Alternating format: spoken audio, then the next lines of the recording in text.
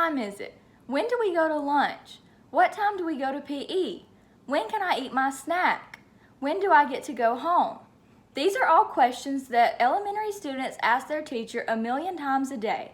Once they learn how to tell time, the clock will answer all of these questions. My name is Lauren Simpson, and I will be demonstrating how to teach children the basic steps of telling time.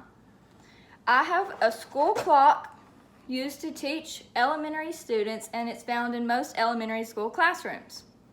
First, you need to know the 3 basic concepts of telling time. Number 1 is that there are 60 minutes in an hour. On this clock, the minutes are represented by polka dots that go along the outer edge. Concept number 2 is that the shorthand represents the hour. There are 24 hours in a day, and the clock divides that into AM and PM by only using 12 numbers. Concept number 3 is that the longhand represents the minutes. As I said, there are 60 minutes in 1 hour and 5-minute increments around the clock. For example, when the longhand is pointing to the 1, it's 5 minutes past the hour. Now we will learn to tell each hour. 1 full rotation of the longhand is an hour. Here, the shorthand is pointing to number 2, so it's 2 o'clock. The longhand goes around the clock 1 time to add an hour, and now it's 3 o'clock. Then again, and it's 4 o'clock. 60 more minutes, and it's 5 o'clock. Again, and it's 6 o'clock. 7 o'clock. 8 o'clock. 9 o'clock. 10 o'clock. 11 o'clock. And 12 o'clock. Next, we're going to figure out what time exactly it is when the shorthand is in between the 2 big numbers.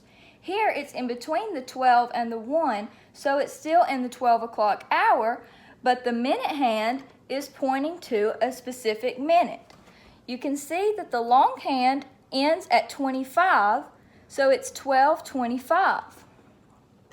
Then time passes, and it's past the 1 o'clock hour, and here the longhand is pointing at 15, so it's 1:15.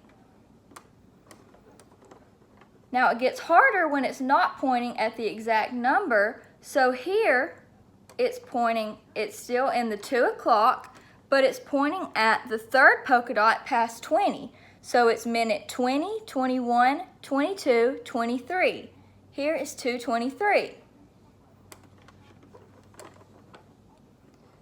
At this time, it's 3:30, because the longhand is pointing at the 30, which is half of the hour.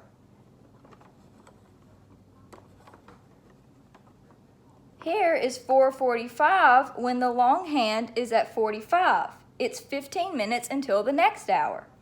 Now let's look at what the clock looks like while you're at school. When you get to school and look up at the clock, it probably looks a little something like this. When you get dropped off at school, it's about 7:45. The longhand is pointing at the 45 minute, and the hour hand is not quite to 8 yet. Then you do some schoolwork, and it's time for snack at 10 o'clock. The hour hand is pointing at 10, and the minute hand is at the top. Then you do some more work and maybe go to PE, and you start to get hungry, and your teacher says to line up when the clock looks like this. Here it's in the 11th hour with 30 minutes, so you go to lunch at 11:30. You do some more work, some math, some reading, and time flies, and before you know it, the last bell will ring, and the clock will look something like this. Here it's 2:40 and time to go home. As you can see, our whole day revolves around what time it is. Next time you have one of those questions, use what we learned today. The more you practice reading time, the easier it gets. I hope you've enjoyed this demonstration on teaching young children how to tell time. Thank you.